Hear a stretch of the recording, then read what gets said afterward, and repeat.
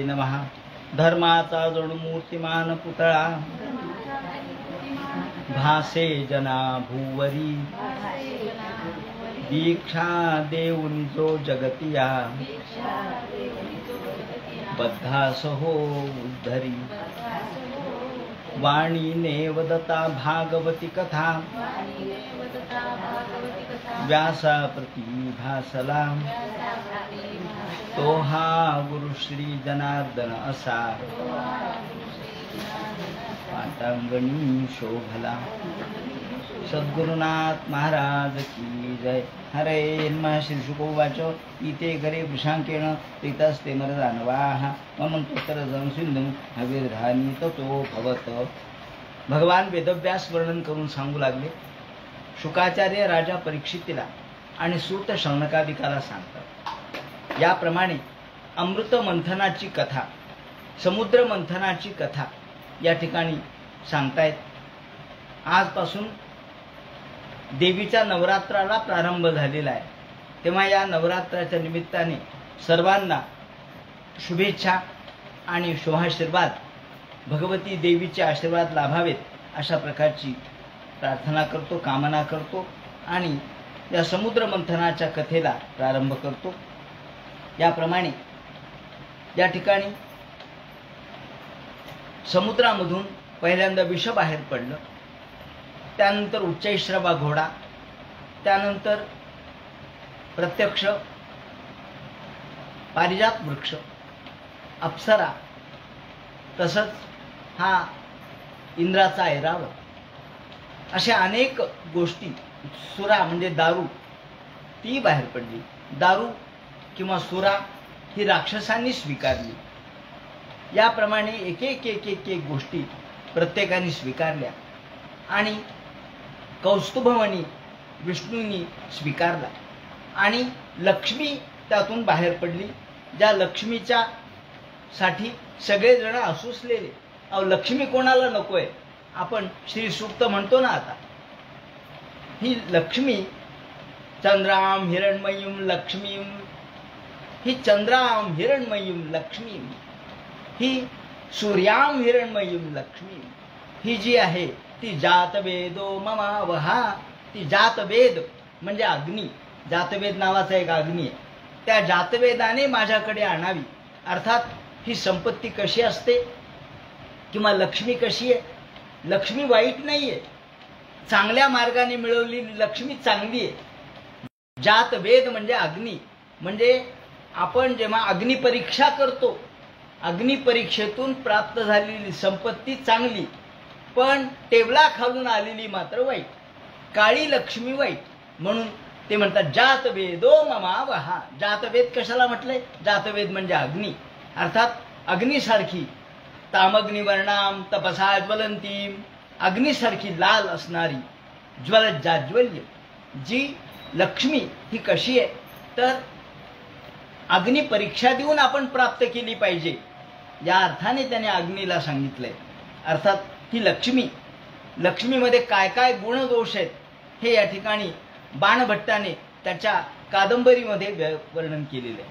बाणभट्टाने जी कादंबरी लिहिली, संस्कृत वाङ्मयात जे गद्य प्रसिद्ध आहे त्यामध्ये बाणभट्टाच्या कादंबरीचा उल्लेख केला जातो. त्या कादंबरीमध्ये शुकनासोपदेश नावाचा एक भाग आहे. हा राजाच्या पुत्राला, राजपुत्राला उपदेश करतो. हे उपदेश करताना प्रधान जेव्हा उपदेश करतो तेव्हा तो म्हणतो ही लक्ष्मी, राजलक्ष्मी, तिच्यामध्ये काय काय गुण आहेत आणि काय काय दोष आहेत, माणसाने ती कशी आत्मसात करावी त्याने वर्णन केलंय. जे शुकनासोपदेशामध्ये आहे, बाणभट्टाच्या कादंबरीतलं संदर्भ या ठिकाणी देतो. लक्ष्मी क्षीरसागरात पारिजात पल्लवेभ्यो. लक्ष्मी ही क्षीरसागरातून निर्माण झाली आणि पारिजात पल्लवेभ्यो. आता भावाचे गुण, बहिणीचे गुण आपल्या जातकामध्ये येत असतात. भावाचे आई वडिलांकडून जे गुण आहेत ते गुण आपल्यामध्ये, भाऊ बहीण यांच्यामध्ये जे गुण आहेत ते आपल्यामध्ये असतात थोडेफार प्रमाणामध्ये. तेव्हा हिचा भाऊ कोण आहे? ते म्हणतात पारिजात. पारिजात वृक्ष कुठून झाला? क्षीरसागरातून झाला. म्हणजे पारिजात वृक्षाच्या फुलांचा जो गुण आहे तो लक्ष्मीमध्ये, प्रत्येक क्षीरसागरातून उत्पन्न झालेल्या प्रत्येक गोष्टीचा गुण लक्ष्मीमध्ये आहे. कसा? क्षीरसागरात पारिजात पल्लवेभ्यो राग बिंदू शकलादेकांत वक्र. ते म्हणतात पारिजातकाचं फूल ज्याप्रमाणे त्याचा रंग किंचित लालसर असतो देठाचा, तसा लक्ष्मीचा रंग आहे. त्यानंतर चंद्रकोर, चंद्र निर्माण झाला कुठून? समुद्रातून. तेव्हा चंद्रकोरीचा वाकडेपणा तिच्यामध्ये आहे. चंद्रकोरीचा वाकडेपणा तिने घेतला. एकांत वक्र तामुच्चैश्रव चंचलताम. उच्चैश्रवा घोडा निर्माण झाला क्षीरसागरातून. त्या उच्चैश्रवा घोड्याचा अर्थात तिचा भाऊच येतो. तिचा चंचलतेचा गुण त्यांनी घेतला. घोड्याची चंचलता लक्ष्मीने स्वीकारली. आणि कालकूट मोहन शक्ती. कालकूट निर्माण झालं. विष म्हणजे काय हो? विष म्हणजे मोहन शक्ती. विष आलं थोडं जरी आपल्याला तोंडामध्ये अंगामध्ये विष गेलं, मग सर्पाचा असो याचा असो, आपल्याला चक्कर यायला लागते, आपल्याला मूर्छा येते. म्हणजे थोडक्यात आपण मोहन शक्ती, आपण मोहित होतो. मोहन शक्ती ही विषामध्ये. ही मोहन शक्ती लक्ष्मीने स्वीकारली. तिच्या भावाचं गुण तिने घेणारच ती. याप्रमाणे हे कवीने केलेलं वर्णन आहे. असो मदिराया मदम. मदिरा सुद्धा निर्माण झाली क्षीरसागरातून, त्याचा मद तिने स्वीकारला. कौस्तुभमणी निर्माण झाला क्षीरसागरातून, जो विष्णूने स्वीकारला. त्या कौस्तुभमणी कसा आहे? तर कौस्तुभमणी हा टणक आहे, अत्यंत कठोर आहे मणी, तो फुटत नाही, किती घण मारा. अशी कठोरता लक्ष्मीने स्वीकारली. लक्ष्मी कठोर आहे बरं का, मृदू नाहीये. जो विरोधात वाईट आहे त्याच्यासाठी ती कठोर आहे. याप्रमाणे ही ते म्हणतात कौस्तुभ म्हणे रती नैष्ठुर्य नित्येतानी सहवास परिचय यद विरह. याप्रमाणे तिने अनेक गुण त्यांच्यामधून घेतले. विरहातला गुण घेतला आणि क्षीरसागरातून बाहेर पडताना तिने हे सगळं आपल्या सोबत घेतलं, आठवण म्हणून, विरंगुळा म्हणून. आणि ते म्हणतात अशी ही राजलक्ष्मी अत्यंत बेफिकीर आहे, तसं जगात दुसरं कुणी नाही. ही लक्ष्मी लाभली तरी तिचा सांभाळ करणं कठीण आहे. लक्ष्मी मिळणं सोपं आहे, पण तिचा सांभाळ करणं कठीण आहे. कारण ती चंचल आहे, ती कष्टप्रद आहे. गुणाच्या दोरखंडाने जरी बांधलं तरी ती बांधली जात नाही. का हो म्हणले? बरोबर आहे ना. म्हणून तर भगवान निर्गुण निराकार निर्विकार आहे, त्याच्याकडे ती गेली. जो सगुण आहे, जो गुणयुक्त आहे, दोरीने बांधली जात नाही. गुण म्हणजे दोरी संस्कृतमध्ये. म्हणून गुणाने बांधली जात नाही, ती निर्गुणाच्या द्वारे बांधली जाते. म्हणून भगवान विष्णू हे तिचे पती झाले. असो, ज्याप्रमाणे एक वर्णन बाणभट्टांनी त्याच्या कादंबरीत केलेले ते वर्णन केलं. आणि यानंतर ते म्हणतात एकदम अमृताचा कलश घेऊन प्रत्यक्ष भगवान धन्वंतरी प्रगटले. या धन्वंतरीचं वर्णन त्यांनी केलेलं आहे. हे धन्वंतरी कसे? शंखम चक्रम जलौकाम ददत मृतघटम चारुदौर्भिश्चतुर्भिः सूक्ष्मं स्वच्छति हृद्याम शुकपरिवैलसन् मौलिमम्भोजनेत्रं कालाम्बोधो ज्वलांगम कटितटविलसन् चारुपीतांबराख्यं वंदे धन्वंतरिंतं निखिल गदवनं प्रौढ दावाग्नीलम. या धन्वंतरीला वंदन केलेलं आहे. लोके जरा ऋग भय मृत्युनाशनम कासारमीशं विविधौषधीनां सुरासुरैर्वंदित पादपंकजं नमामि धन्वंतरी आदिदेवम. धन्वंतरीला नमस्कार असो. हे धन्वंतरी कसे होते? शंखम चक्रम जलौकाम. हातामध्ये शंख चक्र गदा धारण केलेली आणि ज्या हातामध्ये कलश धारण केलेला होता. ददत अमृत घटम. अमृताचा घट धारण केलेला.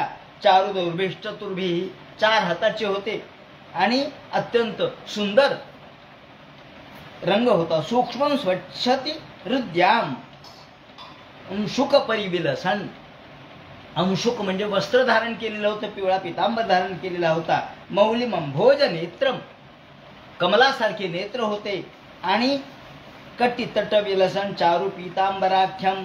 कालांबोधोज्वलांगम याप्रमाणे हे धन्वंतरी प्रगटल्याबरोबर सगळ्यांना आनंद झाला. वा वा वा वा वा, धन्वंतरी प्रगटले. आता आपल्याला हा कलश अमृताचा प्राप्त होईल. तेवढ्यात काही दानगट राक्षसांनी, काही राक्षसी प्रवृत्तीचेही, काही धसमुसळेपणा करायचा. सरळ एका लाईनमध्ये यायचं नाही, शिस्तीत यायचं नाही, मला मला मला म्हणून पुढे यायचं, धसमुसळेपणा करायचा, याला बाजूला हटवायचं, त्याला बाजूला हटवायचं. त्यांच्यातल्याच काही दानगट राक्षसांनी एकदम पुढे रेटले आणि धन्वंतरी ख्यात हे आयुर्वेदाचे जनक असणारे सगळ्या लोकांना ऋग्भयनाशनम, मृत्यूचं भय आणि रोगाचं भय नष्ट करणारे कासारमीशम विधौषधी नाम, अनेक औषधींचं समुद्र, कासार अर्थात साठा असलेले हे धन्वंतरी प्रगटल्याबरोबर शांत रूप होतं त्यांचं. त्यांच्या हातामध्ये काय शस्त्र होतं का? प्रगटल्याबरोबर काही राक्षसांनी धसमुसळेपणाने त्यांचा अमृत कलश हिसकावला आणि पळून गेले. त्यांचा अमृत कलश त्यांच्या हातातून हिसकावला आणि पळून गेल्याबरोबर तमालोक्य सुरा सर्वे कलश अमृताभम, सगळे देव ओरडले, अरे अरे अरे अरे अरे, अमृत कलश नेला, अमृत कलश नेला. राक्षस त्यांच्या मागे धावले. जे दानगट राक्षस होते ते पुढे पळाले आणि सगळे देव हताश होऊन बसले. अरे अरे अरे अरे, डोक्याला हात लावला, मटकन खाली बसले, म्हणले अरे जेवढ्यासाठी प्रयत्न केला सगळा वाया गेला, ओंफस झालं सगळं. काय झालं? अहो अमृतच नेलं. कोणी नेलं? दानगट राक्षसांनी नेलं. अहो तुम्ही काय करत होता? आम्हाला वाटलं आता आपल्याला मिळेल. बिचारे सुसंस्कृत आहेत. सुसंस्कृत लोक असे असतात, माग माग माग राहतात आणि दानगट लोक पुढे जातात, घुसतात, घुसखोरी करतात आणि आपलं फळ घेऊन पळून निघून जातात. याप्रमाणे असंस्कृत असणारे राक्षस, अनार्य असणारे राक्षस यांनी पळून नेल्यानंतर देव बिचारे ओशाळवाणे झाले. ते पाहिलं भगवंतांनी. इथे दैन्यमालोक्य, त्यांची दैन्यावस्था पाहिली, दैन्यवाणी स्थिती पाहिली. विष्णू म्हणले तुम्ही काळजी करू नका, मी करतो उपाय. तेवढ्यात माखिते मी थोर साधैसे स्वमाया, मी माझ्या मायेचा उपयोग करतो आणि तुम्हाला अमृत प्राप्ती करतो. थांबा तुम्ही. इकडे हे राक्षस पुढे पळाले होते. आता गंमत अशी, राक्षसांमध्ये तरी कुठे एकी आहे. त्या दानगट राक्षसांनी कलश नेला तर दुसरे राक्षस त्याच्या मागे धावले. म्हणले ओ ओ ओ आम्हाला द्या ना. ते म्हणले थांबा, नाही नाही नाही नाही, तुम्ही दानगटपणाने घेऊन चाललात, मला आधी पाहिजे. तो म्हणतो मला आधी पाहिजे. अहम पूर्वम, मी आधी घेणार. तो म्हणतो मी आधी घेणार. असं म्हणून त्या राक्षसामध्ये दुफळी पडली. बाकीच्या राक्षस म्हणले अहो का हो, देवानी सुद्धा प्रयत्न केला नाही का? मग तुम्ही देवांना का देत नाहीयेत? आम्हालाही देत नाही, देवांनाही देत नाही, स्वतः घेऊ लागले. कधी कधी स्वार्थीपणाने लोक काम करतात. याप्रमाणे देवास्व भागम मरहंती तुल्य हे तवा, म्हणजे राक्षसामध्ये दोन गट पडले. दोन गट पडले की बरोबर तिसऱ्याचं साधत असतं, लक्षात ठेवा. म्हणून एकी पाहिजे. दुफळी झाली, द्वैत झालं की तिसरा मध्ये येतोच. भगवंतांनी सूक्ष्मपणाने पाहिलं, अरे यांच्यात दोन गट पडलेत. दोन गट पडले की बरोबर आपल्याला शिरकाव, चंचुक प्रवेशात मुसल प्रवेश, हा चंचुक प्रवेश करायला संधी मिळते. त्यांनी ताबडतोब भगवंतांनी रूप बदललं आणि सुंदर स्त्रीचं रूप धारण केलं. युषद रूपमध्ये निर्देशन दधार परमाद्भुतम, सुंदर स्त्री रूप धारण केलं आणि ठुमकत ठुमकत त्याप्रमाणे चेंडू नाचवत नाचवत, पायामध्ये पैंजण घातलेली आहेत, कमरेला कमरपट्टा आहे, त्याप्रमाणे वेणी घातलेली आहे, तिचे केस थोडे उडतायत वाऱ्याने, वस्त्र अंगावर घातलंय. पण वाऱ्याला हळूच कल्पना दिली, वाऱ्या माझं वस्त्र थोडं उडवायचं, थोडं बाजूला न्यायचं, म्हणजे राक्षसांची दृष्टी माझ्याकडे गेली पाहिजे, एवढं पहा. याप्रमाणे खेळत खेळत हातातला चेंडू नाचवत नाचवत अतिशय सुंदर सर्वावयव सुंदरम, भगवंताला काय मोहिनी रूप आहे ते. मोहिनी म्हणजे सगळ्यांना मोह पाडणारं रूप. पाहिल्याबरोबर या मोहिनी रूपाचं वर्णन त्याने असं केलेलं आहे. असं म्हणतात की नेवासा हे जे आहे तिथे मोहिनीचं मंदिर आहे, तिथे ही घटना घडली असं म्हणतात. तेव्हा हे मोहिनी रूप धारण केलं आणि नाचत नाचत ठुमकत ठुमकत, आपण तिकडे लक्ष नाही असं दाखवत, लाजत मुरकत, त्याप्रमाणे अंगविक्षेप करत करत वेगवेगळ्या प्रकारच्या लास्य हास्य करत करत प्रेक्षणीयोत्पल श्यामम, श्यामल रंगाचं मूर्ती होती आणि समान कर्णाभरणम, कानामध्ये कुंडल होते, त्याप्रमाणे गळ्यामध्ये अलंकार होते, बाजूबंद होते, पायामध्ये पैंजण होते आणि सुंदर वस्त्र धारण केलेलं होतं. अत्यंत तरुण अशा प्रकारचं रूप धारण केलं. सर्व प्रकारचे अवयव सुंदर होते आणि चेहऱ्यावरती हास्य होतं. हास्य, लास्य, नाट्य हे सगळं भगवंताला शिकवायची गरजच नाही. मुखामोदानुरक्ताली, आमोद, मुखामध्ये आनंद होता आणि हातामध्ये चेंडू घेतलेला, स्वकेशाभरण, केस एका हाताने केस सावरतायत, कारण थोडा वारा सुटला होता त्यामुळे केस विस्कटत चाललेले होते, केस सावरतायत आणि दुसऱ्या हाताने चेंडू खेळतायत. त्या केसाला लावलेल्या ज्या मल्लिका होत्या, गजरे होते, त्या गजऱ्याची फुलं खाली पडत होते. माला मुक्फुल मल्लिकाम सुग्रीव कंठाभरणम, गळ्यामध्ये भरपूर दागिने होते आणि बाजूबंद घातलेले होते. कांचा प्रविलसत वल्गु चरण नूपुरम, आणि हळूहळू चालत चालत वल्गु, मोठ्या गतिमान परंतु शीघ्र, फार चंचलता तर होतीच होती पण हळूहळू पावलं होती, चंचल पण हळू अशी हे पावलं. सब्रीड, आणि लाजत लाजत मुरकत मुरकत ती चालली. तिथून एका बाजूनी चालली. तिला माहिती राक्षस पाहणारच आहेत. दैत्य युथ पचेत सुहू, दैत्यांचा युथ म्हणजे संघ. त्यांनी पाहिलं, अरे आपल्या दोघांमध्ये भांडणं लागले, म्हणजे कारण दोन गट पडले ना.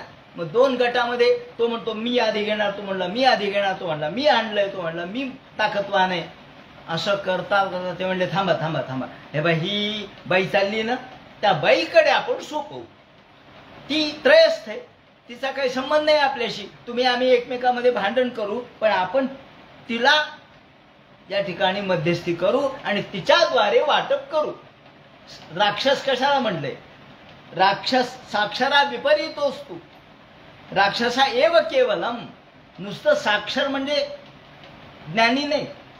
साक्षर शब्द उलट केला तर राक्षस होतो. साक्षर राक्षस, जे नुसते साक्षर आहेत ते राक्षसच आहेत. हे राक्षसच होते. आणि मग तेवढ्यात त्याने हाक मारली, अहो बाईसाहेब, अहो बाईसाहेब, आम्ही इकडे लक्ष द्या ना. अहो तुम्ही कुठं चाललात? आम्ही दोघं, तुम्ही ओळखलं का आम्हाला? अहो आम्ही कश्यपाचे मुलं आहोत. कश्यपात आयादा आहात, कश्यपाचे मुलं आहेत आम्ही. आमची ओळख करून देतो. आम्ही कोणाही आम्ही कोणालाही बोलवणार नाहीत. आमचं काम आहे आणि आम्ही वाईट कामासाठी बोलवलं नाही. आम्ही जरी राक्षस असलो तरी आम्ही सुसंस्कृत आहोत. कशाची वध मारू मतून दिव मनाम सिन्हा. तुम्ही मोठ्या सुंदर आहात. प्रत्यक्ष तुम्ही कदाचित अप्सराच असला पाहिजे असं आम्हाला वाटतं. आणि आम्ही तुम्हाला शरण आलो. हे पहा, आमच्यामध्ये भांडण चाललंय आणि भांडण एवढं चाललंय की हा जो अमृताचा कलश आहे तो आम्ही आणला. तेव्हा हे अमृत तुम्ही आम्हाला वाटप करता का? आणि आम्हाला वाटतं की तुमच्या हाताने हे अमृत वाटप व्हावं, म्हणजे मग कोणाचं भांडण कोणाशी होणार नाही. भगवान म्हणतात, अहो तुम्ही तुमची ओळख करून दिली खरी आहे, पण माझी ओळख आहे का तुम्हाला? तुमची ओळख करून दिली, पण जिच्या हातात तुम्ही अमृताचा कलश दिलाय तिची ओळख आहे का? म्हणले काय करायची ओळख? तसं नाही म्हणले, मी सांगते ना मी कोण आहे ते. अहो मी पुंशली आहे. पुंशली म्हणजे मी पती प्रत्येक वेळेला बदलते. एक पती म्हणजे पतिनिष्ठ नाहीये मी, पतिव्रता नाहीये मी, वेश्या आहे. पती बदलते आणि प्रत्येक वेळेला मला वाटेल तो पदी मी निवडते. जर मी अशी चंचल असेल, पती बदलणारी असेल तर माझ्यावर कसा विश्वास ठेवता बरं तुम्ही? विश्वासम पंडितो जातो कामिनुषी जातीही. खऱ्या पंडित माणसाने, ज्ञानी माणसाने, हुशार माणसाने अशा स्त्रियांवर विश्वास ठेवू नये की जी चंचल आहे, जी बदलते, जी क्षणाक्षणाला या बोटावरचा थुंका त्या बोटावर करते. अशा स्त्रीवर विश्वास ठेवू नये. हे मी तुम्हाला सांगायला लागले बरं का. उद्या तुम्ही म्हणता मला सांगितलं नाही. माझ्यावर विश्वास ठेवू नका. तुम्हाला मी खरंच शास्त्र सांगते. साला वृकाणाम स्त्रीणांच स्वैरिणीनाम सुरत विषा. माणसाने साला वृकाणाम, माणसाने कशावर विश्वास ठेवू नये म्हणून त्यांनी सांगितलंय? कुत्र्यावर विश्वास ठेवू नये. कोल्यावर विश्वास ठेवू नये, लांडग्यावर विश्वास ठेवू नये. लांडगा कधी घात करेल सांगता येत नाही. त्याप्रमाणे स्वैरिणीवर सुद्धा विश्वास ठेवू नये. तेव्हा हे तुम्ही सांगितलं कश्यपाची मुलं, हे तुम्ही कश्यपांच्या मुलांनो, तुम्ही माझ्यावर विश्वास ठेवू नका. मी पुंशली आहे, मी स्वैरिणी आहे, स्वैर विहार करणारी आहे. माझ्या मनात आता आलं तर मी या ठिकाणी थांबेल, वाटलं तर निघून जाईल. मी माझ्या मनची राणी आहे, तेव्हा माझ्यावर विश्वास ठेवू नका. माझा राजा कुणी नाहीये, मी मनचीच राणी आहे. श्री शुकाचार्य म्हणतात अंधृतम साहसम माया. आणि स्त्री ही कशी असते? अंधृत, खोटं बोलणारी असते, साहस करणारी असते. वाईट स्त्री ही खोटं बोलणारी, साहस करणारी. आणि एवढंच कशाला, अल्पस्वार्थासाठी ती भावाचा देखील वध करीन, अल्पस्वार्थासाठी ती पतीला देखील मारील, ती मागं पुढं पाहणार नाही. वाईट स्त्रीचे हे लक्षण आहेत. म्हणून अंधृतम साहसम माया मूर्खत्वम अतिलोभता. कधी कधी मूर्खपणाने वागते, कधी अतिलोभ दाखवते, गोड बोलते पण काटा काढते. आणि असं स्त्रीचं वैशिष्ट्य असल्यामुळं मी त्याच्यापैकी एक आहे. तेव्हा माझ्या नादी तुम्ही लागू नका. तुम्ही उद्या म्हणता तुम्ही काही सांगितलं नाही बाईसाहेब, नाही नाही नाही नाही म्हणले, हो आमचा पूर्ण विश्वास आहे तुमच्यावर, तुम्ही तशा नाही म्हणले. पहा बाबा, मग काय करायचंय? अमृत वाटायचे. वाटते म्हणे, पण एक अट आहे. म्हणजे काय?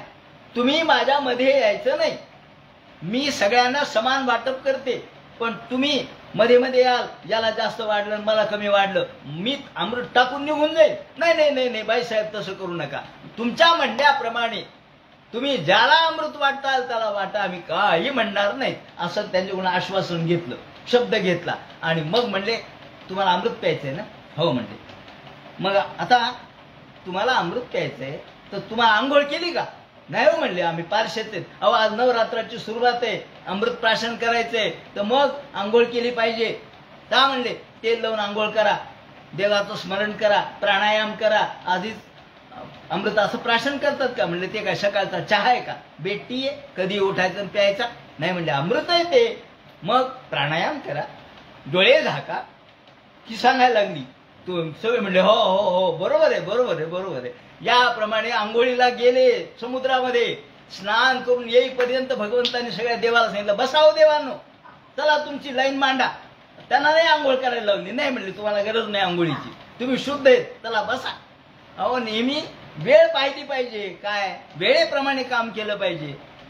आणि हे आंघोळीला गेले, तिकडं देवाची लाईन देवानी बसवली, रांग बसवली. आणि इकडे राक्षसांनी आंघोळ करून येईपर्यंत म्हणले आता तुम्ही प्राणायाम करा. ओम भूर्भुवः स्वाहा. चला डोळे झाका, नाक धरा, डोळे झाका, डोळे झाका. सगळ्यांनी डोळे झाकले. मी म्हणेपर्यंत उघडायचं नाही. नाही म्हणले, नाही उघडत. इकडे सगळ्या देवांना बसवलं, जे अमृत वाटायला सुरुवात केली यांनी डोळे झाकलेले होते. म्हणले काय हो? म्हणजे अजून कशी येईन, अजून कशी येईन. सगळ्या देवाला भरा भरा भरा अमृत घ्या म्हणले ताबडतोब. तेवढ्यात हा जो राहू होता त्यांनी पाहिलं, म्हणजे अजून कसं काय येत नाही. त्याने हळूच डोळा उघडला प्राणायाम करता करता. कुठे म्हणली ही बाई, कुठे गेली? चंचल बाई पळून गेली का काय? पाहिलं तर तिकडं अमृत वाटते. हा जे उठला तर सूर्यचंद्राच्या मध्ये जाऊन बसला. आधी चंद्राला अमृत वाटल्याबरोबर राहूला अमृत तत्काळ दिलं भगवंतानी. आणि त्यांनी खून केली सूर्याने. अहो अहो हा राक्षस आहे. पण तेवढ्यात त्यांनी पिऊनही टाकलं. भगवंताने आपलं चक्र घेतलं, त्या चक्राने त्याचा शिरच्छेद केला. पण राहू आणि केतू असे त्याचे दोन विभाग झाले. आणि ते दर ग्रहणाच्या वेळेला सूर्य आणि चंद्राच्या मागे धावतात. याप्रमाणे इकडे दैत्यांगृहीत कलशो. मग कळालं प्रविष्ट सोमपि चंद्र तर्काभ्यामच सूचित चक्रेण क्षुरधारेण जहार पिबत शिराहा. अमृत प्राशन केल्यामुळं तो मेला नाही. तो राहू आणि केतू असे त्याचे दोन भाग झाले. त्यानंतर इकडे राक्षसांना कळालं आणि ती गुप्तही झाली. राक्षसांनी डोळे उघडले. कुठे हो म्हणले? कुठे? म्हणजे कोण कुठे? ती बाई कुठे आहे? म्हणजे कोणती बाई? कोणती बाई कोणती बाई? काही पत्ता नाही लागला. या झाडाच्या आड आहे का त्या झाडा? गुप्त झाले देव. आणि मग मात्र राक्षसांना कळालं देवानी चतुरपणाने आपल्याला फसवलं आणि आपलं अमृत देवाला दिलं. आपल्याला एक थेंब मिळाला नाही. फार महत्वाचा मुद्दा शुकाचार्यांनी मांडलेला आहे. का बरं यांना अमृत नाही मिळालं? म्हणले का नाही मिळालं? त्याने शब्द काय वापरलाय? युक्ता कर्मण यत्ताच वासुदेव परांगमुखा. जे वासुदेवाला परांगमुख आहेत त्यांना अमृत मिळत नाही. जे भगवंताला सन्मुख आहेत त्यांना अमृत मिळतं. जे भगवंताला अनुकूल आहेत त्यांना भक्त म्हणतात. जे प्रतिकूल आहेत त्यांना अभक्त म्हणतात. आणि अभक्ताला अभक्तायन देयम, अभक्ताला देऊ नये, ते ज्ञानही देऊ नये आणि अमृतही देऊ नये. वासुदेव परांगमुखा. हे सगळे राक्षस वासुदेव परांगमुख होते, हे लक्षात ठेवायचं. आपल्याला एखादी गोष्ट का मिळत नाही तर आपण देवाच्या सन्मुख आहोत का परांगमुख आहोत हे ओळखायचं.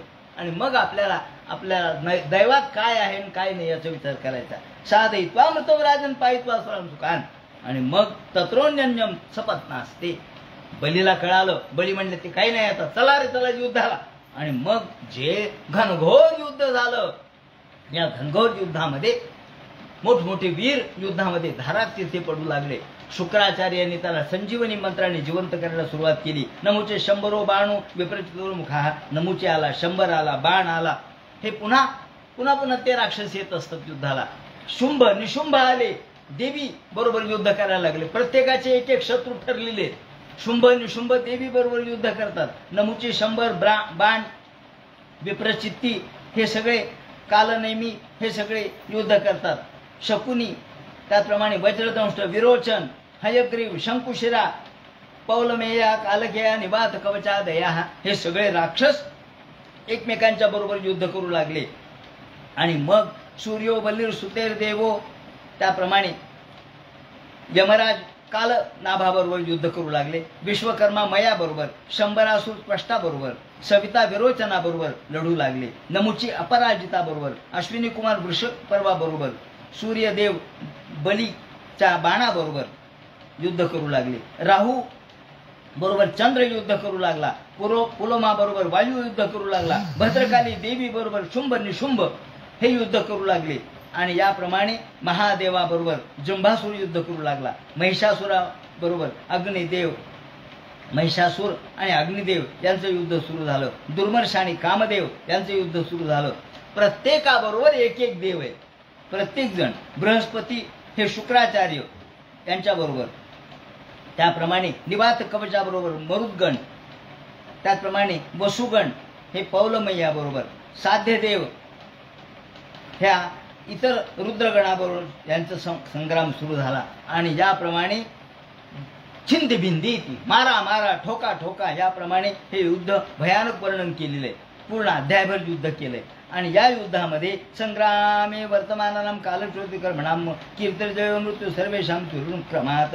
आणि त्या युद्धामध्ये नरशंती न रोचंदी तत्व पंडिता. हा त्या ठिकाणी बली म्हणतो थांबा थांबा, जोपर्यंत शुक्राचार्य येत नाहीत, त्यांची संजीवनी विद्या आपल्याला प्राप्त होत नाही तोपर्यंत आपण जिवंत होणार नाहीत. थांबा, तुम्ही जरी या ठिकाणी ठार झालात तरी तुमची काळजी करू नका, शुक्राचार्य आपल्याला नक्की जिवंत करतील. नायम शुष्के रथो नादानवाहा.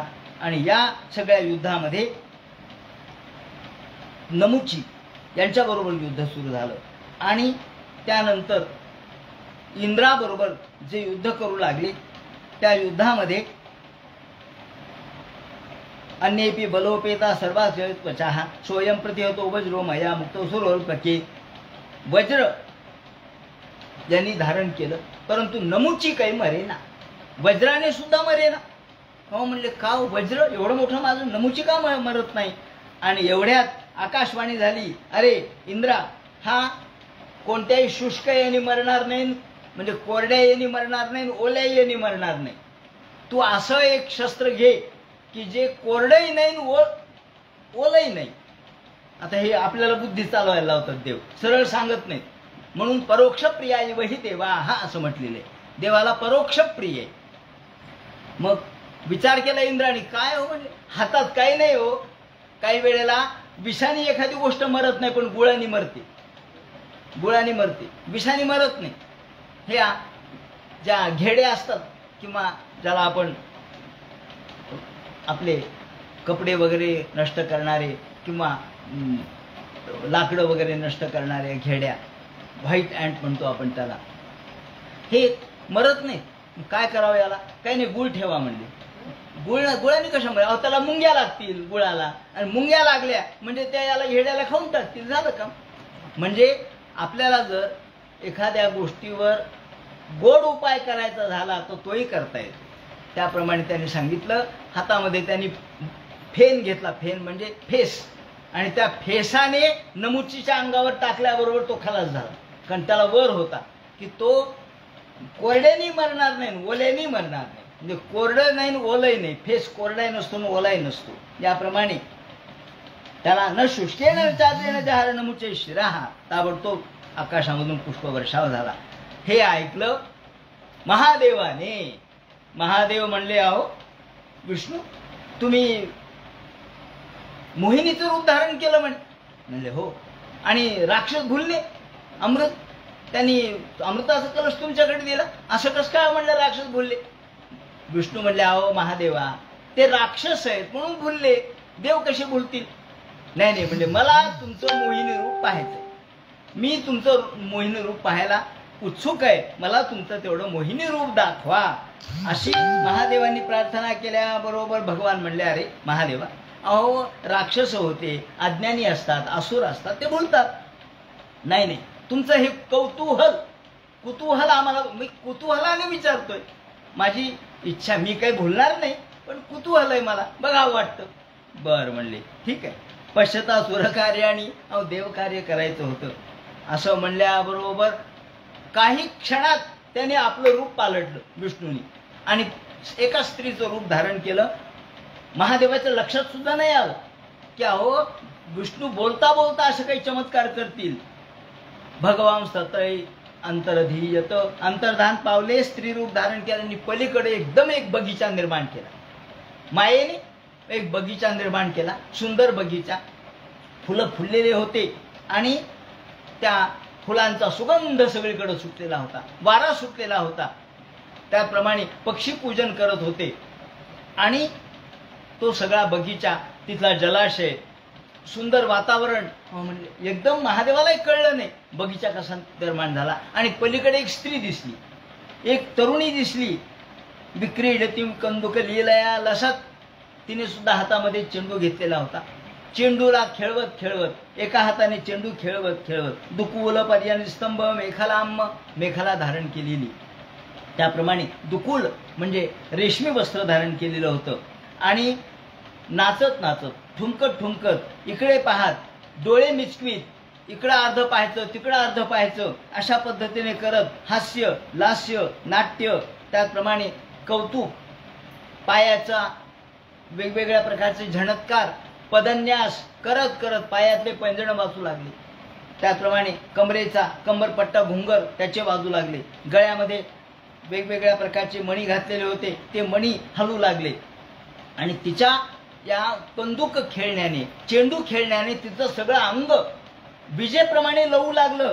आणि तेवढ्यात महादेव तल्लीन झाले तिकडे पाहता पाहता. आवर्तनोद्वर्तन कंपित असताना प्रकृष्ट हार वगैरे पदे पदे, प्रत्येक पावला पावलाच्या क्षणी तिचे पावलं हे आकर्षून घेऊ लागले.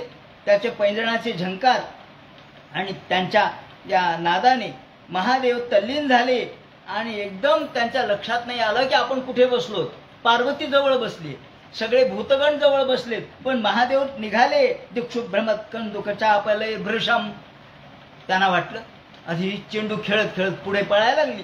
तेवढ्यात भगवंतानी मारुत म्हणजे वाऱ्याला आज्ञा दिली, वाऱ्या थोडा जोरात वाहा की ज्याच्यामुळं माझ्या वस्त्र बाजूला गेलं पाहिजे, माझं वस्त्र बाजूला जावं. अशा पद्धतीने लशत्तुकूलम कबरींच्या बिच्छुताम, त्या केसामध्ये घातलेल्या ज्या वेणी होती त्या वेणीची फुलं खाली पडत होते, केस विस्कटत होते, वाऱ्यामुळं वस्त्र हलत होतं, वस्त्राचा पदर बाजूला झाला.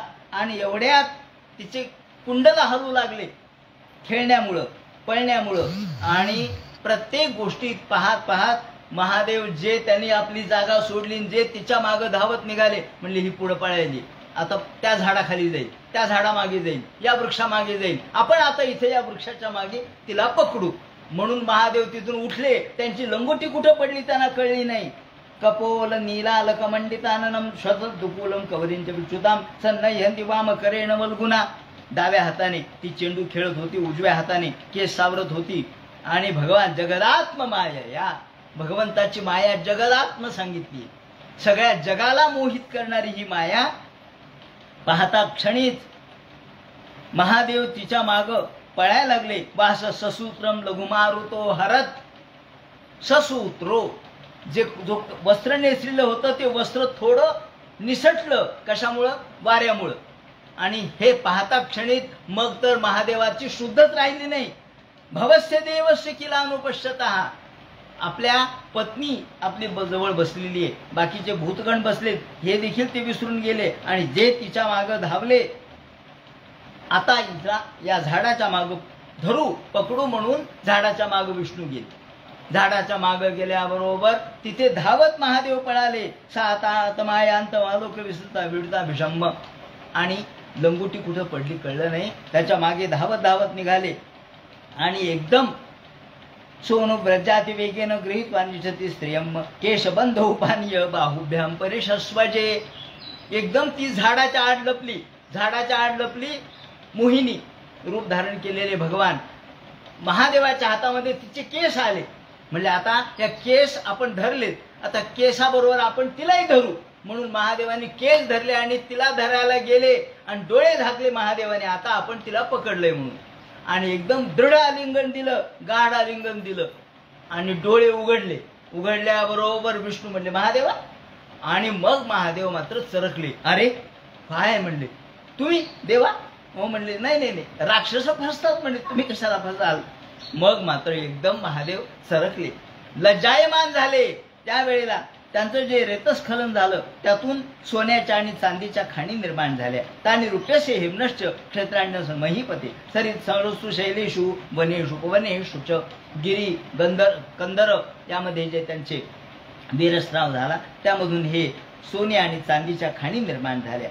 आणि मग मात्र भगवंताला त्यांनी साष्टांग नमस्कार घातला. देवा चुकलो मी. ते म्हणले काही नाही, आता माझ्या रूपाला तू भुललास, इथून पुढे तू भुलणार नाहीस, कोणत्याच रूपाला तू भुलणार नाहीस. तुझी जी जी तपश्चर्या आहे ती आता कामी येईल. याप्रमाणे तपस्विता तुझी कायम राहील. आत्माम शंभूताम ताम मायाम भवानी भगवान भवाहा. ज्याप्रमाणे भगवानी आणि भगवान भव हे परत आले. मग शुकाचार्य म्हणतात परीक्षिते याप्रमाणे हे सांगितलं. त्यानंतर पुढच्या 7 मन्वंतराचं वर्णन आपण काल केलेलं आहे. त्यांनी भगवान मोहिनीची स्तुती गायलेली आहे. ही मोहिनीची स्तुती अशी गायली आहे. असद विषय मंग्रीम भावगम्यम प्रपन्ना नमृत ममरवर्या नाशय सिंधुमध्यम कपट युवती वेशो मोहयन्य सुरारीम स्तमहमुपसृतानाम कामपूरन्नतोस्मी. कामपूर असणाऱ्या भगवंताला नमस्कार असो. कामपूर इच्छा पूर्ण करणारे भगवान आहेत. याप्रमाणे आगामी 7 मन्वंतराचं वर्णन पुढे त्यांनी केलेले काल आपण बघितलं की त्यानंतर हा जे 7वं मन्वंतर चालू आहे वैवस्वत मन्वंतर. याच मन्वंतरामध्ये वामनाचा अवतार झालेला आहे, याच मन्वंतरात. त्यामुळे वामनाचा अवतार याच मन्वंतरातला आहे. आणि बलीला सांगितलं पुढच्या मन्वंतरात तुला मी इंद्रपद देतो म्हणून 8म मन्वंतरामध्ये इंद्रपद देण्याचं मान्य केलेलं आहे. हा 8वा मनू कोण होणार ते त्यांनी सांगितलेले. सावर्णीर भविता मनू. भगवान बली हा सावर्णी हा मनू होईल आणि त्यावेळेला बली हा इंद्र होईल. त्यानंतर पुढे या वेळेला भगवंतांनी या युगामध्ये किंवा या मन्वंतरामध्ये वामनाचा अवतार धारण केलेला आहे. राजा यांनी प्रश्न विचारला, महाराज आपण हे आम्हाला सांगितलं, पण वामनाचा अवतार हा का धारण केला भगवंतांनी? मनुच्या वेगवेगळ्या कर्माचं निरूपण तुम्ही आम्हाला केलं आणि वामनाने अवतार का धारण केला ते आम्हाला सांगा. बलीचं राज्य का घेतलं ते आम्हाला सांगा. असं म्हटल्यानंतर त्याने सांगायला सुरुवात केली. ते म्हणतात, राजा म्हणतो, बले पदत्रय भूमे कस्मा धरीरा छतो. शुकाचार्य म्हणतात, राजा काय झालं, बलीनं इंद्रावर आक्रमण केलं, स्वारी केली आणि स्वर्ग ताब्यात घेतला. तो स्वतः इंद्राचं पद भोगू लागला आणि सगळे देव देशोधडीला लागले. तम ब्राह्मणा भगवा प्रियमाणा. आता हा जो होता बली तो इतर राक्षसासारखा नव्हता. तो मोठा हुशार होता. त्याला माहीत होतं की ब्राह्मणाचा द्वेष करून चालणार नाही, गायीचा द्वेष करून चालणार नाही, यज्ञयागाचा द्वेष करून चालणार नाही, कारण त्यामुळं देव अप्रसन्न होतो. म्हणून त्यांनी काय करावं, त्यांनी सगळ्या ब्राह्मणाला दुसरीकडे कुठंच जाऊ देऊ नये, फक्त आपल्या घरी अडकून ठेवावं. सगळे ब्राह्मण त्याच्याकडं, यज्ञयाग त्याच्याकडं, सगळं त्याच्याचकडं. ब्राह्मणालाही भरपूर दक्षिणा द्यायची. तुम्हाला कुठं तिकडं काम आहे का, तिकडे किती 1000 रुपये मिळतात का, मी 2000 देतो, चल माझ्याकडे या. सगळे ब्राह्मण त्याच्याकडं का दक्षिणा मिळू लागली. ब्राह्मण खुश, कोणी नाखुश कोणीच नव्हतं. ब्राह्मण खुश होते. तम ब्राह्मणा भृगवा प्रियमाणा, ते म्हणले वा वा, काय चांगला आहे म्हणले, हा राजा मोठा चांगला आहे. बळीचं राज्य येऊ, आपण म्हणतो ना, इळा पिढा जावो बळीचं राज्य येऊ. हा बली प्रतिपदा आपण साजरी करतो ती हाच बली येतो. तेव्हा इडा पिढा त्यांनी नष्ट केली आणि बळीचं राज्य स्थापन केलं. या वेळेला त्याला अभिषेक केला आणि अभिषेक केल्यानंतर त्यांनी यज्ञ केला. त्या यज्ञामधून अग्निदेव प्रसन्न झाले. त्या अग्नीनं त्याला सुंदर अशा प्रकारचं एक रथ त्याला दिला. सोन्याने मढवलेला रथ दिला. त्याप्रमाणे हिरवा आणि 2 हिरव्या रंगाचे घोडे दिले इंद्राप्रमाणेच. इंद्राचे हिरव्या रंगाचे घोडे. त्यानंतर सिंहाचं चिन्ह असलेला ध्वज दिला. ज्याच्यावर सिंहाचं चिन्ह आहे. अग्नीनं दिलं हे सगळं. म्हणजे सोन्याचा रथ दिला, घोडे दिले हिरवे, त्यानंतर सिंहाचं चिन्ह असलेला ध्वज दिला आणि त्यानंतर धनुष्य दिलं ज्या सोन्याने मढवलेलं, आणि अक्षय अशा प्रकारचं बाण दिला. तुमचं बाण कधी नष्ट होणार नाही, तुमचा भाता कधी नष्ट होणार नाही. आणि दिव्य कवच दिलं. म्हणले जा आता. अग्नीनं दिल्याबरोबर तो म्हणलं बस आता युद्ध करायचं. इंद्रावर स्वारी केली आणि इंद्राचं सिंहासन हस्तगत केलं. शुक्राचार्य म्हणले हा शंख माझा घे, मी तुला शंख देतो. हा शंख वाजवल्यानंतर मोठमोठ्या लोकांना सुद्धा भीती निर्माण होईल, असा शंख मी देतो. त्याने शंख दिला आणि ब्राह्मणांची कृपा संपादन केली. आता ब्राह्मणाची कृपा एकदा संपादन केल्यावर त्याला काय कमी आहे. याप्रमाणे महारथी असा बली त्याने कवच धारण केलं. धनुष्य, तलवार, शस्त्र, अस्त्र, माला, ही सुंदर अशा प्रकारची माला ही कुणी दिली? प्रल्हादानी दिली. प्रल्हादानी माला दिली. ही माझ्याद्वारे तुला माला, तू आता राज्य कर म्हणून सुंदर माला प्रल्हादानी दिली. आणि हे मांग त्याप्रमाणे मकराकृती कुंडल त्याचे चमकू लागले. त्याने रथावर बसला आणि ऐश्वर्य संपन्न असणारा हा अग्नीसारखा तेजस्वी दिसू लागला. त्याने पहिल्यांदा इंद्रावर स्वारी केली, स्वर्ग आत्मसात केला आणि इंद्रपद भोगू लागला. आणि सगळे अमरावतीतले देव देशोधडीला लागले. तिथलं सुंदर असणारं नंदनवन, उद्यान, उपवन आपणच भोगू लागला. त्या तिथल्या सगळ्या अप्सरांना आपल्या समोर नृत्य करायला लावू लागला. त्याप्रमाणे तिथले कल्पवृक्ष त्यातला सगळा तो आनंद घेऊ लागला. हंस, सारस, चक्रवाक हे सगळे पक्षी तिथं होते. आणि अमरावतीमध्ये त्याने स्वतःचा एक सत्ता निर्माण केली. त्या ठिकाणी उंच अशा प्रकारचा परकोट निर्माण केला. कोणी त्याच्यावरती युद्ध करणार नाही, त्याला हरू शकणार नाही. आणि स्फटिक मणी यांचे गोपुर तयार केले. त्याप्रमाणे त्याचे चबुतरे कसे होते त्याचं वर्णन केलंय. मोठा शोभायमान होता. आणि त्या ठिकाणी सर्व स्त्रिया 16 वर्षाच्याच होत्या. 16 पेक्षा अधिक वाढतच नव्हतं, त्यांचं वयच वाढत नव्हतं. त्या सगळ्या स्त्रिया फक्त यत्र नित्यवयोरूपाः श्यामा विरजवाससा, सगळ्या स्त्रिया 16 वर्षाच्या वयाच्या, त्याचं वय वाढतच नव्हतं. आणि श्यामा शब्द वापरलाय. श्यामा शब्दाने आपण परवाच संदर्भ दिला. श्यामा म्हणजे काय?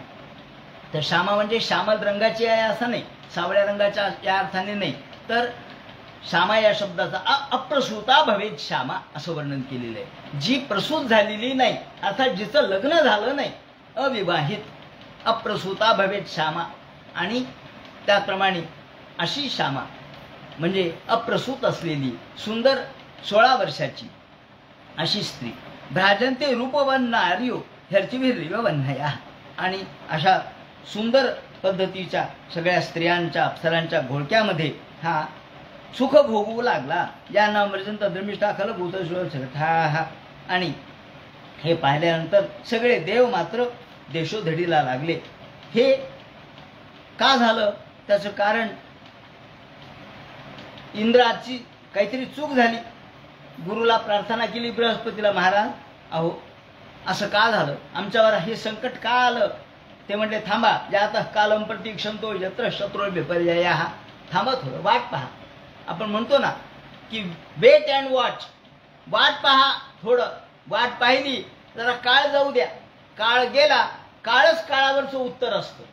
आपल्याला एखादी जखम झाली, आपण औषध पाणी लावतो, पण ती लवकर बरी होतच नाही. ते म्हणतात नाही 8 दिवस लागतील त्यात खपली पडायला. का? काळ जाऊ द्यावा लागतो ना. दुःख, मनाचं दुःख सुद्धा काळाशिवाय कमी होत नाही. हळूहळू जसा काळ जाईल तसं दुःख कमी होत असतं. मग काळ हा सगळ्याला उपाय आहे. म्हणून ते म्हणतात थांबा, यत कालम प्रतीक्षंतो यत शत्रू विपर्ययः.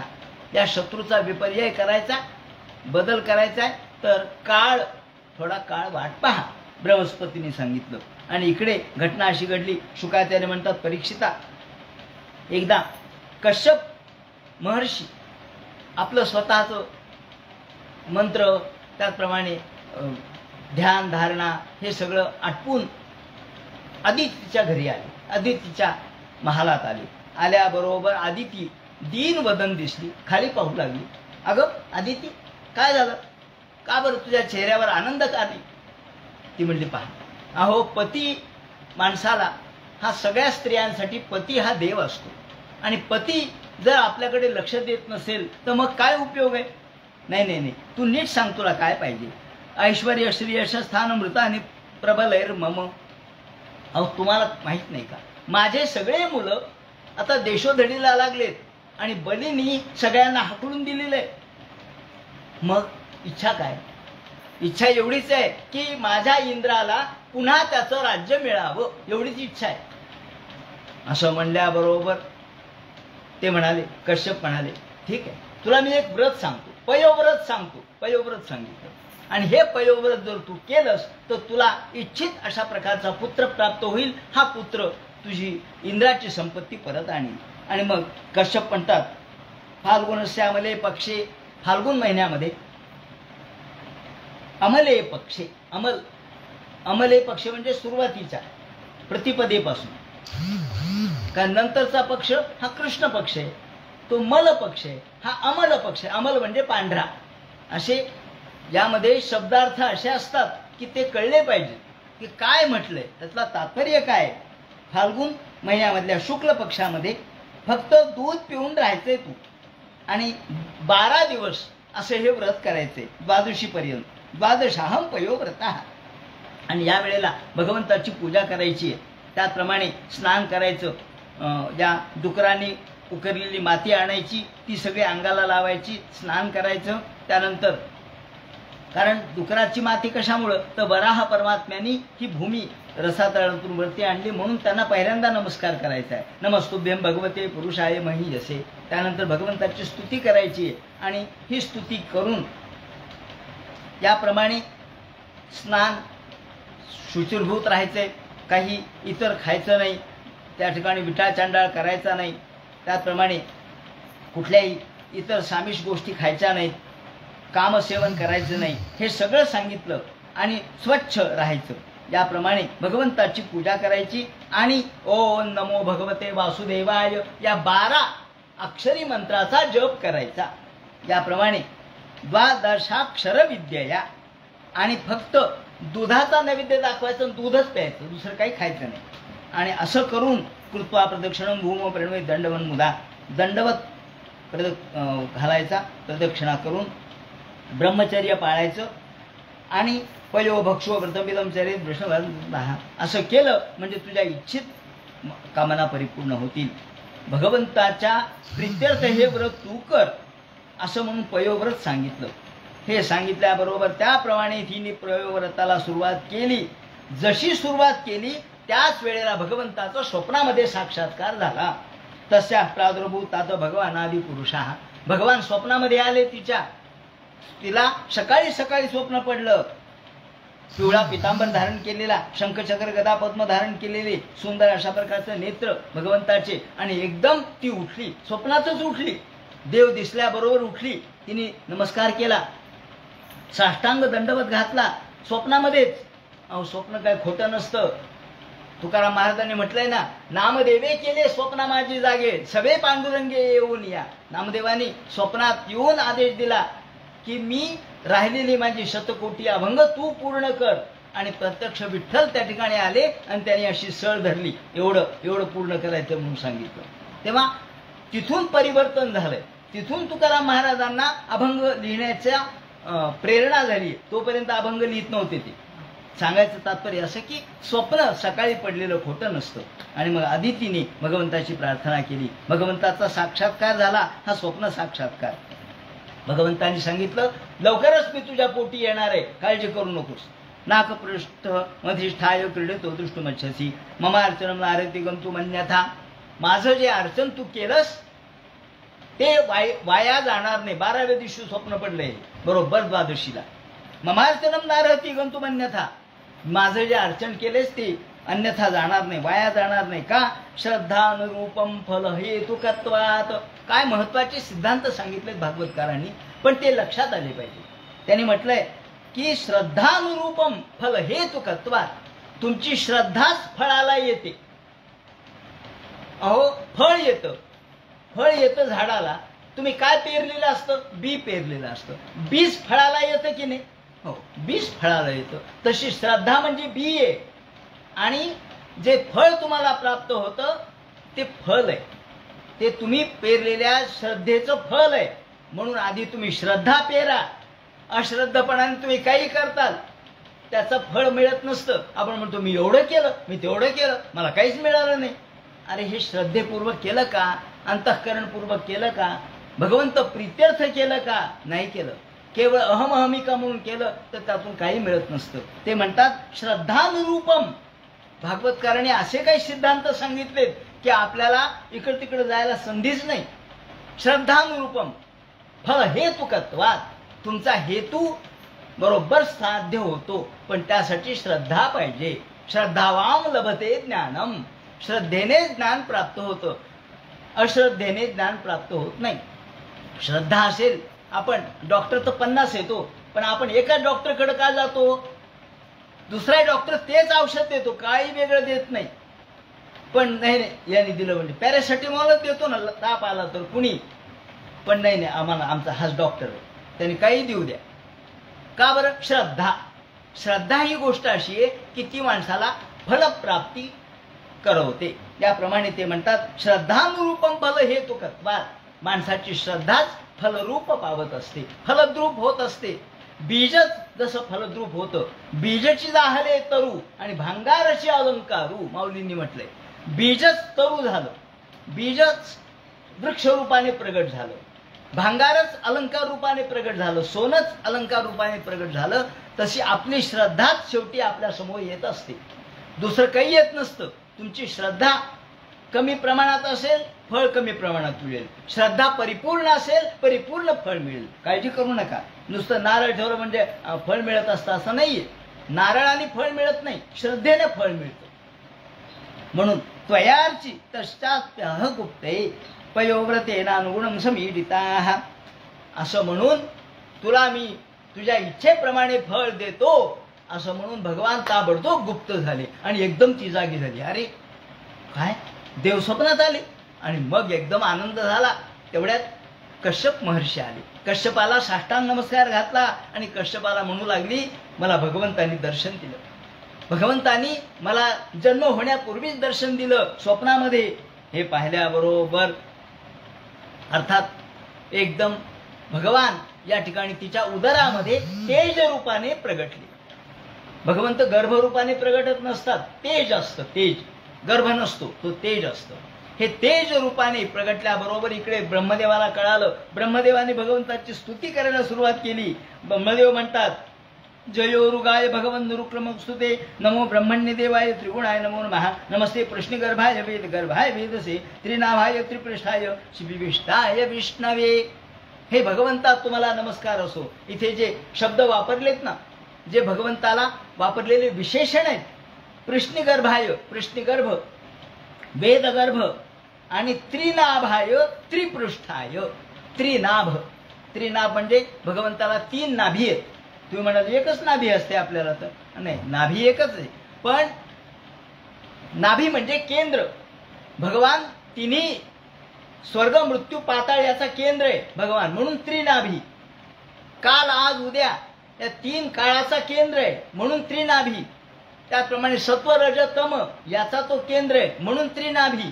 आणि त्रिपृष्ठाय 3 पृष्ठ आहे, 3 गोष्टी आहेत. ह्या सगळ्या 3 गोष्टी भगवंताचं केंद्र रूपाने असल्यामुळे आपल्या जानव्याला सुद्धा 3 पदर असतात. हे त्यामुळेच आहे, हे 3 पदर. विष्णवे आणि भगवंताला सगळ्या देवतांनी स्तुतीपूर्वक नमस्कार केला. आणि शुकाचार्य म्हणतात, भगवान स्वतः चतुर्भुज शंख गदाब्ज चक्र पिशंगवासा नलिनते क्षण. भगवान अवतीर्ण झाले. गोपाल कृष्ण भगवान की जय. श्री वामना त्रिविक्रम वामन महाराज की जय. बटू वामन महाराज प्रगट झाले. श्यामावदातो दशराज कुंडल. भगवंतानी कोणता दिवस होता? श्रवणायाम श्रवण द्वादश्याम. श्रवण द्वादशी होती म्हणजे श्रवण नक्षत्र होतं. द्वादशी होती. अभिजित मुहूर्त म्हणजे दुपारचं मुहूर्त होतं. आणि या वेळेला भाद्रपद महिना होता. शुक्ल पक्षातली ही द्वादशी होती. या वेळेला भगवान प्रगटले.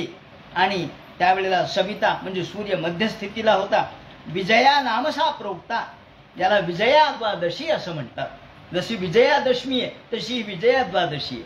ज्याप्रमाणे भगवंताची कानामध्ये कुंडल होते, त्याप्रमाणे सावळा रंग होता, पिवळा पितांबर धारण केला होता, श्रीवत्सालांचन चिन्ह होतं.